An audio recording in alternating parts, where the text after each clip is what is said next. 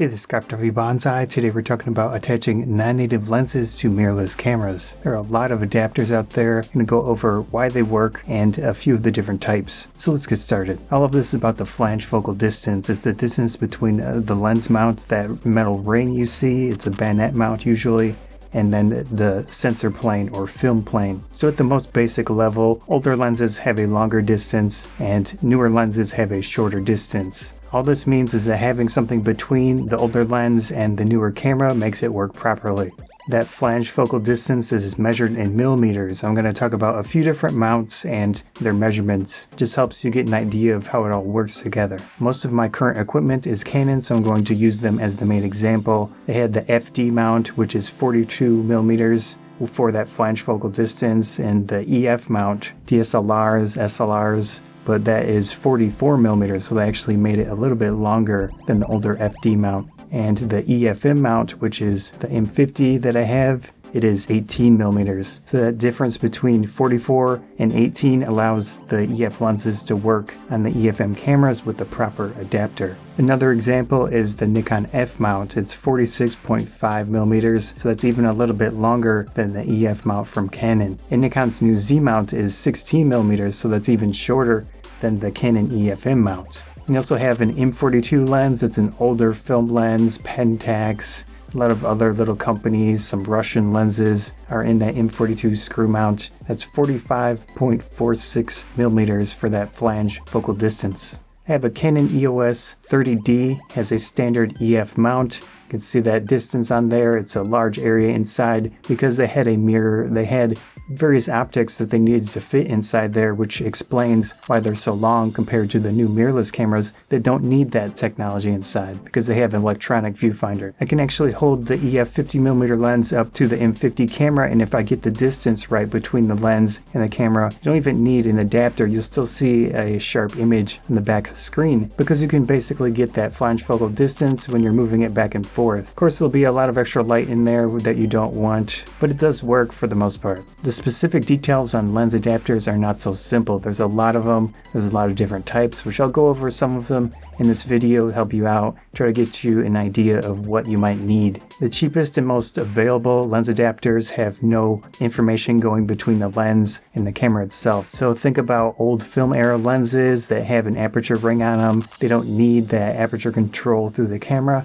Those work just fine. You just need basically a separator to get the right distance. If you have some old M42 lenses, like the one that I do have, has an aperture ring on the lens itself. Just keep in mind there is usually a setting in the camera you need to toggle to make it possible to take photos without the camera sensing a lens attached. However, these basic adapters do not work with all lenses, of course. With these EF lenses, they do not have an aperture ring, so you need a more advanced adapter to get aperture control through the camera. Otherwise, you just will have to use the largest aperture, and that's it. Some adapters allow for mechanical control of the aperture, so you don't need actual data connections between the lens and the camera. You get that mechanical control. I do have a Nikon F mount lens that has a mechanical aperture on it, and the adapter that I have has a little ring on there that physically moves that aperture lever back and forth. It's not ideal. It does not allow you to get exact aperture sizes, but it works well enough that you can adjust your aperture if you need it super wide or more narrow. Other adapters allow you some level of control through the camera. So for example, the Nikon official adapters from F to Z mount allow you to control the aperture. They allow you to control autofocus with most of their most recent lenses for the DSLRs, but not all of the older ones. For the D-type lenses that do not have a motor inside the lens itself, like the one that I have, you can't do autofocus. There are definitely little quirks here and there with some adapters you need to know about, but there are so many different types of combinations. It's really going to be up to what you have or what you want to use. Other adapters allow you full control from the camera to the lens and back. So with my EF to EOS M adapters, the EF-M mount, I get full control for those EF lenses. The aperture, the autofocus, everything works. There are speed booster adapters available. These are a special type. Usually third parties make these, and they're called focal reducers. What it does is that you take a larger format like full frame, put it into an APS-C sized area, gives you a focal reduction, and you get more light for that smaller area. I have this Viltrox 0.71x speed booster that I use with the EF lenses to the EF-M camera, which is APS-C. You can see that this Viltrox adapter is actually shorter than the standard EF to EOS-M adapter, and it also has some glass inside that allows it to do that speed boosting ability, that focal reduction.